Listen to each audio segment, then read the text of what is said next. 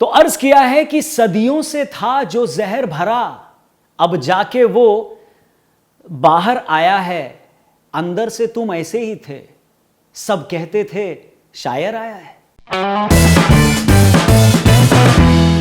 नमस्कार, जय हिंद, मैं हूं रौनक और आप देख रहे हैं फन तंत्र। यह शेर तो बता ही दिया होगा कि बात मुनव्वर राणा साहब की होने वाली है। फ्रांस में हुई हिंसा पर उन्होंने जो बयान दिया है उसके ऊपर बात करने से पहले हम भारत की बात करेंगे, जिसको कुछ साल पहले इनटॉलरेंट साबित करने के लिए राणा साहब ने पूरी कोशिश की थी अवार्ड वापस करके। लेकिन राणा साहब, ये वो मिट्टी है, ये वो संस्कृति है जहां भगवान सिर्फ मूर्तियों और कैलेंडर में नहीं मिलते, कण कण में मिलते हैं। यहाँ के लोग पेड़ को भी नमन करते हैं क्योंकि उसमें भी भगवान देखते हैं, नदी को भी नमन करते हैं क्योंकि उसमें भी भगवान को देखते हैं, बंदर में भी, हाथी में भी, सांप में भी, धरती में भी, फूल में भी, पत्थर में भी, राष्ट्र में भी और गाय में भी भगवान को देखते हैं। यानी इन सब के सामने भी हमारा हाथ जुड़ता है, उठता नहीं। और काटने की तो बात ही छोड़ दो।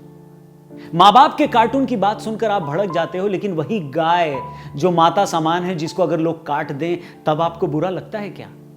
Just asking.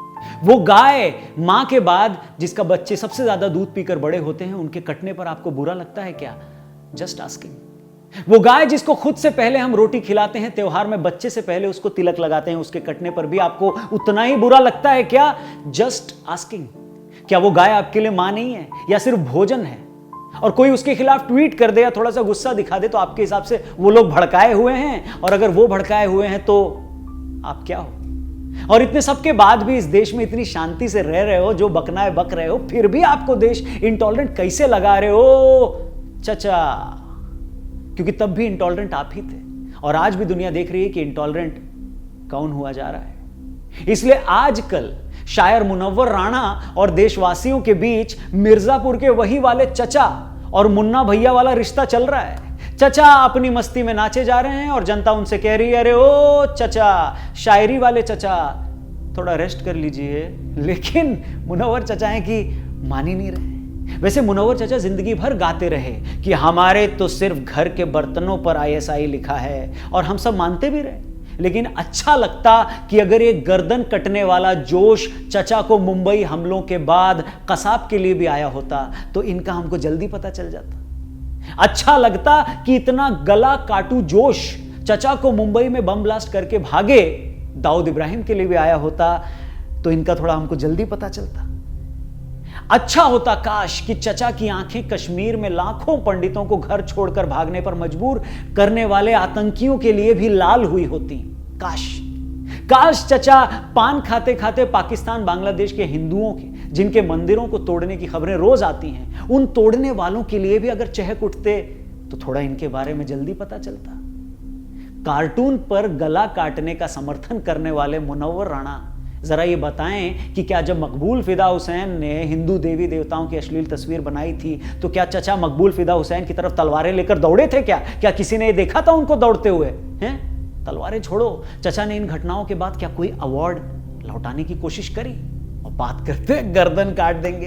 बहरहाल मुनव्वर चचा तो वही कर रहे हैं जो उनसे उम्मीद है, लेकिन हमारे फ्रीडम ऑफ एक्सप्रेशन के चैंपियंस कहां हो बे? दिखाई नहीं दे रहे हो बे? जिनके सामने आदमी अगर राम राम जी ये करके अगर एक दूसरे से बात भी कर लेना तो वो फौरन ट्वीट कर डालते हैं कि देश में फांसीवाद आ गया है, वो देखो राम राम कर रहा है। जिनके सामने आदमी अगर शंख भी बजा देना तो खैर जाने दो।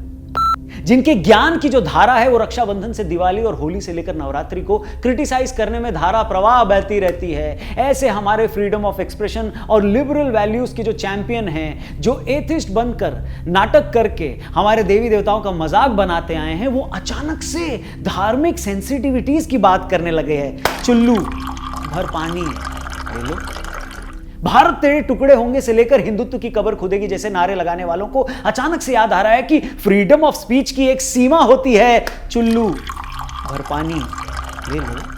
हमारे देश के तमाम दोगले लिबरल्स जो MF हुसैन से लेकर ओवैसी तक के घटिया बयानों को जस्टिफाई करते आए हैं, वो एकदम से यू टर्न मार के जमीन में सर गाड़े शुतुरमुर्ग बन रहे हैं। और फिर जब चुनाव आते हैं और लोग इनके समर्थक नेताओं के खिलाफ वोट करके आते हैं तो यही लोग छाती और दीवार से मार के चूड़ी तोड़कर ये कहते हैं कि EVM हैक हो गया। चुल्लू भर पानी ले लो। और देखो भैया, ऐसा है ना कि इज्जत है तो सबके देवी देवताओं की है, सबके भगवानों की है, सबके पैगंबरों की है। कार्टून गलत है तो सबके ही गलत हैं, लेकिन ये जो तुम्हारा सिलेक्टिव दोगलापन है ना, यही इन मुद्दों के बढ़ जाने का सबब है।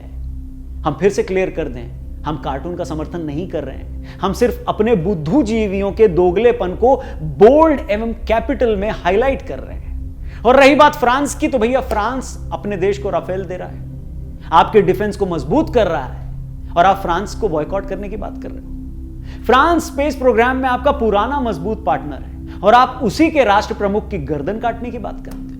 फ्रांस और भारत के बीच के व्यापारिक संबंध एक दूसरे देश की जनता को मजबूत कर रहे हैं, एक दूसरे के संबंध को मजबूत कर रहे हैं। आप उसी फ्रांस से संबंध तोड़ने की बात कर रहे हो, और अगर फ्रांस से संबंध तोड़ लें तो बनाएं किससे बे? पाकिस्तान से, जो पिछले 70 साल से आतंकी हमारे देश में भेज रहा है, या टर्की से बे, जो पूरी दुनिया का खलीफा बनने के सपने देख रहा है और जो कश्मीर मुद्दे पर हमारे खिलाफ खड़ा है। बात करते हो भैया, डिप्लोमेसी आपकी धार्मिक भावनाओं से चलेगी या देश के हित से? बताइए। और कम से कम यह बात तो कांग्रेस को तो समझनी चाहिए, जिनके नेता भोपाल की सड़कों पर भीड़ के सामने भड़काऊ भाषण दे रहे हैं। देश की राजनीति में ज्यादा कुछ समझने को अभी बाकी नहीं है, एकदम क्लियर है, साफ। जनता सब देख रही है, सब समझ रही है, और जनता की समझदारी पर जितनी जल्दी बुद्धू जीवियों को भरोसा हो जाए उतना उन्हीं के लिए बेहतर है, क्योंकि हैक ईवीएम नहीं होती है, हैक इस तरीके के इंसिडेंट होते हैं, और इनका दोगलापन जनता के दिमाग में लंबे समय तक ताजा रह जाता है। बात समझ में आई है तो ठीक है, नहीं ठीक है तो आगे और वीडियो बना देंगे। लेकिन ये कविता जरा सुनते जाइए। चचा, अरे ओ शायर चचा, उनके लिए कुछ स्पेशल है। तो अर्ज किया है कि हमने समझा था तुम गजलों के पर्चे को बांटा करते हो, क्या ही मालूम था मन ही मन तुम गर्दन को काटा करते हो।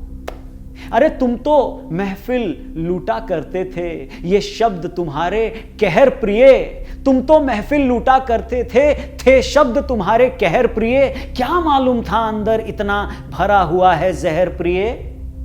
अरे ऐसी नीच सोच की स्याही से शब्दों को गढ़ते थे, है शर्म हमें कि हम भी तुमको एक जमाने पढ़ते थे। और ये भारत देश है मियां, ये भारत देश है मियां, जरा अब कान खोल के सुन लो तुम, अब संविधान या तालिबान में एक चीज को चुन लो तुम। वीडियो पसंद आई तो शेयर करिएगा, चैनल सब्सक्राइब करिएगा। जल्दी मिलते हैं, नमस्कार, जय हिंद।